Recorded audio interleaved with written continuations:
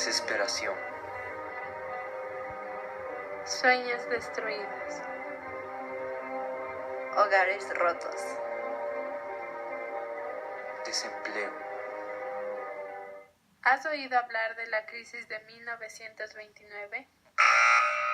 El 24 de octubre de 1929, más conocido como Jueves Negro, se produjo una quiebra del mercado de valores de Nueva York, que provocó un prolongado periodo de deflación. Y te preguntarás, ¿qué es deflación? Deflación es un descenso generalizado y prolongado de los precios de bienes y servicios, motivado por una atonía de la demanda y un exceso de las capacidades productivas. La crisis se trasladó rápidamente al conjunto de la economía estadounidense, europea y de otras áreas del mundo. La Gran Depresión, también conocida como crisis del 29, fue una crisis económica mundial que se prolongó durante la década de 1930, en los años anteriores a la Segunda Guerra Mundial. Fue la depresión más larga en el tiempo de mayor profundidad y a la que afectó a mayor número de países en el siglo XX. La depresión tuvo efectos devastadores en casi todos los países, ricos y pobres, donde la inseguridad y la miseria se transmitieron como una epidemia, de modo que cayeron la renta nacional, los ingresos fiscales, los beneficios empresariales y los precios. El comercio internacional descendió entre un 50% y un 66%. El desempleo en Estados Unidos aumentó al 25% y en algunos países alcanzó el 33%. Sus dos principales causas fueron el crecimiento artificial de la bolsa y la superproducción y el subconsumo. ¿Qué fue el crecimiento artificial de la bolsa? Los créditos que los bancos prestan crecen de una manera espectacular, ya que se dan con mucha facilidad y así mucha gente solicita créditos para invertir en la bolsa. La bolsa fue creciendo así de una manera espectacular, debido a la especulación de los inversores sin tener correspondencia con el desarrollo real de la economía. Ese desajuste entre la bolsa y la economía tenía que estallar por algún lado. Ahora, ¿de qué trató la superproducción y el subconsumo? La superproducción genera una baja espectacular de los precios de los productos agrícolas e industriales, al no poder ser absorbidos por el mercado. Esta caída generará cierres de empresas, ruina de granjeros. Cuando le sumemos los efectos de la caída de la bolsa, el panorama será terrible. Sin embargo, las consecuencias de esta crisis será lo que marque al mundo.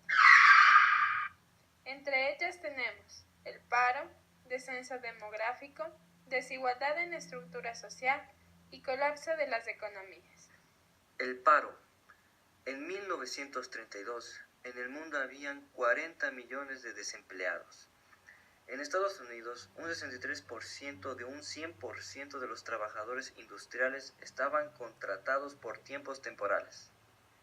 Descenso demográfico. Se produce por la disminución de matrimonios, la natalidad y las migraciones, junto con el aumento de la mortalidad infantil y de personas mayores de edad. Desigualdad en la estructura social. Podemos ver que aunque se produjeron importantes quiebras en todos los negocios, los bienes y propiedades de las personas ricas no disminuyeron mucho, lo cual en las clases medias y bajas aquella depresión sí les afectó mucho. Colapso de las economías. Aquellos países dependientes de Estados Unidos tuvieron problemas en su economía. Por otro lado, ¿cuáles fueron los efectos en Europa? Los efectos de la Gran Depresión fueron profundos en toda Europa, aunque el mayor impacto lo sufrió Alemania, Austria y Polonia, donde 1 de cada 5 personas quedó desempleada y donde la producción se redujo en un 40%. A nivel internacional, la depresión en los Estados Unidos provocó una carrera hacia el proteccionismo, ya que cada nación trató de defender sus propios intereses económicos. La caída de los precios y de la demanda, provocada por la crisis, creó un problema adicional en el sistema bancario de Europa Central, donde las finanzas tenían una relación particularmente estrecha con las empresas. En 1931, quebró el importante banco Creditanstalt de Viena, causando pánico financiero en toda Europa y el resto del mundo. América Latina se vio afectada por esta crisis. Conozcamos los efectos. Efectos de la crisis en Latinoamérica. En Latinoamérica, al igual que en el resto del mundo, las consecuencias de la crisis bursátil de Nueva York se hizo sentir con una particular fuerza, que sin sospecharlo se traduciría en el punto de partida en el camino de la industrialización de los países latinoamericanos. Durante muchos años en Latinoamérica, la importación en todos sus renglones fue esencial para lograr la satisfacción de los mercados internos.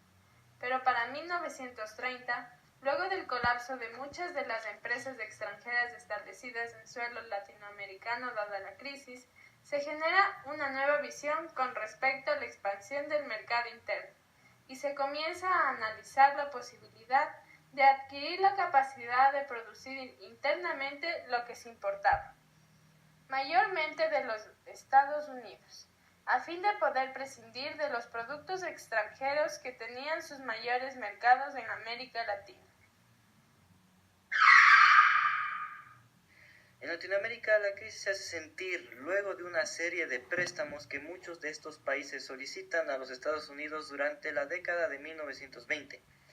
Para finales de los años 20, la deuda latinoamericana estaba constituida por bonos y títulos adquiridos en las bolsas de los países capitalistas. La mayoría de estos préstamos, provenientes de Europa y Estados Unidos, se incrementaron por factores como la confianza que gozaban las clases dominantes latinoamericanas, inspiradas por una filosofía positiva del progreso, las esperanzas puestas en un desarrollo del continente, la explotación de grandes cantidades de tierras para la exportación principalmente de productos alimenticios, el desarrollo de una infraestructura significativa en el ámbito de los puertos, de trenes, de producción de energía eléctrica y los procesos de los transportes intercontinentales, permitiendo una mejor integración al mercado mundial. Efectos sociales y políticos que genera la crisis de 1929 en Latinoamérica. En todo lo que fue estructura social y sistemas políticos, América Latina enfrentó significativos fenómenos vinculados directamente a la crisis de 1929. A través de todo el continente americano, la pobreza se extendió, agravando aún más la ya existente en los países con menos ventajas económicas.